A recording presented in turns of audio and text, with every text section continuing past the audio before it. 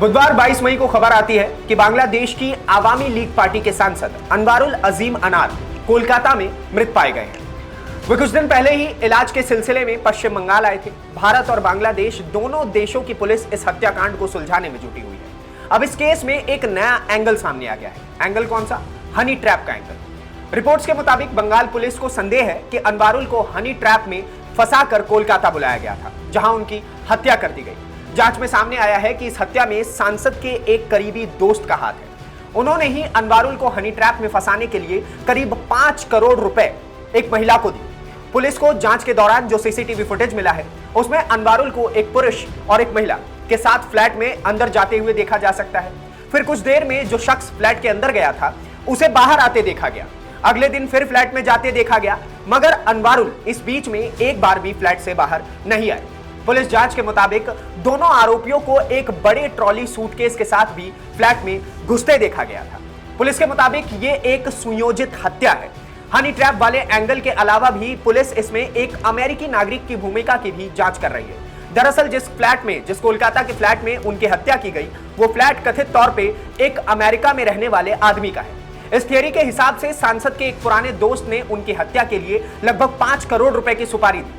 और उनके दोस्त ने ऐसा क्यों किया? इसके पीछे का कारण यह बताया जा रहा है क्योंकि उनका जो दोस्त था, वो बहुत पहले से, जब ये सांसद नहीं बने थे बांग्लादेश में, उससे भी पहले से ये दोनों मिलकर के गोल्ड की स्मगलिंग किया करते थे। और वो दुश्मनी आज अनवारुल को झेलनी पड़ी।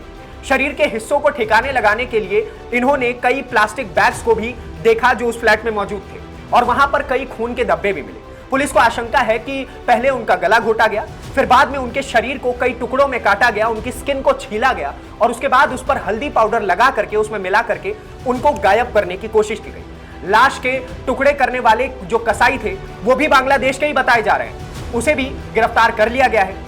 अब इससे हम भारतवासियों को क्या सीखने के लिए मिलता है?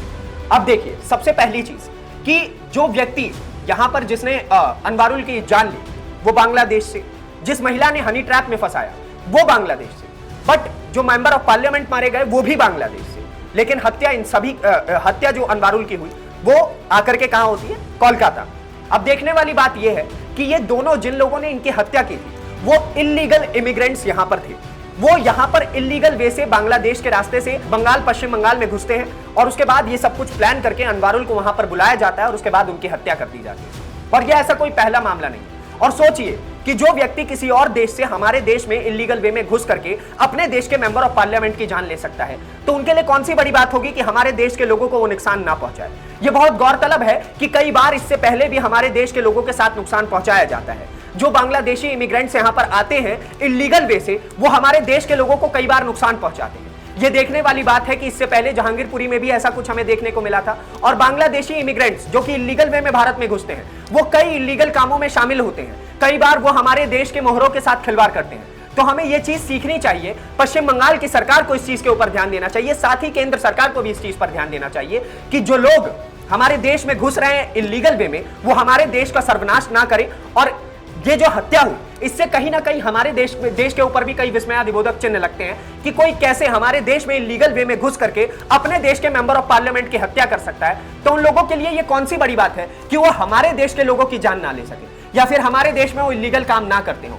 और ये पहले ऐसे नागरिक नहीं है जो इल्लीगल वे में घुसे हैं, बल्कि करोड़ों की संख्या है इनकी जो बांग्लादेश से हमारे देश में आकर के घुसते हैं। लाखों की संख्या में ये लोग हमारे देश में तांडव मचाते हैं। तो क्यों इन लोगों को हम लोग अब तक सहते हुए आ रहे हैं? बाकी आपके हिस्से की राय क्या है इस पूरी खबर को लेकर के, मेंबर ऑफ पार्लियामेंट की हत्या को लेकर के? हमें कमेंट बॉक्स में बताइए। अगली वीडियो में आपसे फिर से मुलाकात होगी, तब तक के लिए दीजिए इजाजत। धन्यवाद, नमस्कार, जय हिंद।